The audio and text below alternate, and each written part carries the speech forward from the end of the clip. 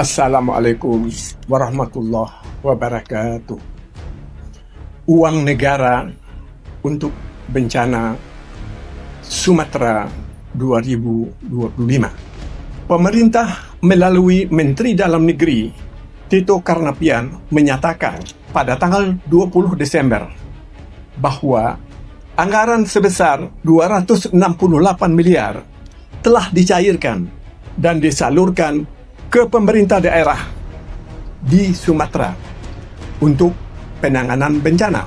Dana tersebut diharapkan dapat dimanfaatkan oleh 3 provinsi dan 52 kabupaten yang terdampak bencana. Sebenarnya, dana yang cair ke lokasi bencana jauh lebih besar karena termasuk dari badan usaha milik negara dan dari kementerian lembaga dalam bentuk barang. Tapi kita juga tidak lupa bahwa setiap pejabat negara yang datang ke lokasi bencana pasti menggunakan uang negara.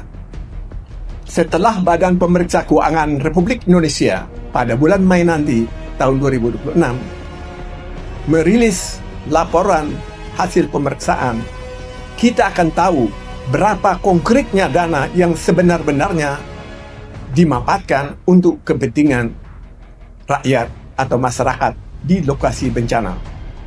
Untuk rehabilitasi dan rekonstruksi dampak bencana, kita berharap kepada pemerintah dan Dewan Perwakilan Rakyat Republik Indonesia untuk segera menetapkan besaran anggaran yang sesungguhnya berdasarkan data real yang memang sudah tersedia dari dampak bencana tersebut.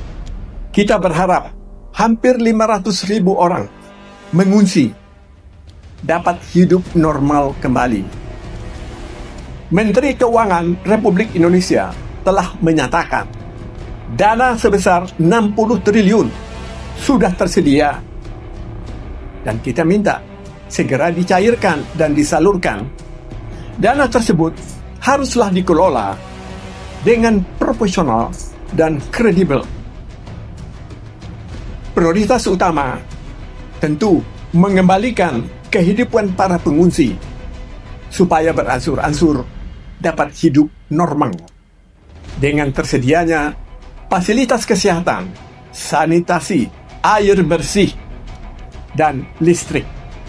Proses rehabilitasi dan rekonstruksi ini akan berjalan dengan sukses bila dilaksanakan oleh lembaga dan pemimpin yang memahami dan mampu memanage rehabilitasi dan rekonstruksi dengan baik.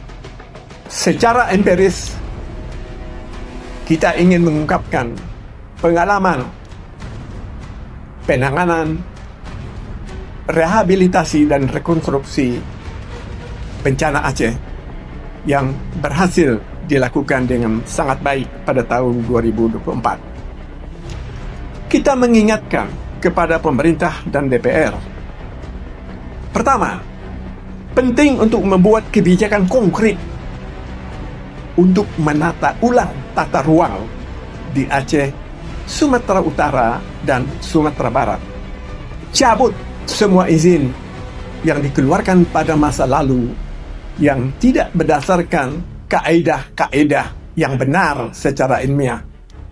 Sejak dahulu kala, nenek moyang kita sudah mengajarkan di bantaran sungai atau kali yang ditanam adalah bambu, bukan kelapa sawit, karena bambu dapat menahan air dan menyerap air sehingga membantu kalau terjadi banjir. Tidak usah takut dengan stigma tidak bersahabat dengan investasi. Kita mendukung 100% investasi, tapi investasi yang benar, investasi yang berdasarkan kaedah peraturan perundang-undangan dan kaedah ilmiah, dan jauh daripada konflik kepentingan atau konflik of interest. Kedua, penting sekali penanganan dampak bencana dilakukan dengan benar, secara terencana, baik secara teknis melibatkan semua disiplin ilmu yang terkait, karena masyarakat yang terdampak bencana mengalami trauma fisik, kehilangan harta benda, rusaknya prasarana, dan akar kehidupan mereka. Ketiga, kita mengingatkan kepada para pengambil keputusan di Jakarta atau di pusat, Aceh, Sumatera Utara, dan Sumatera Barat adalah daerah modal tak terkira jumlahnya minyak dan gas yang disedot dari Aceh dan Sumatera Utara.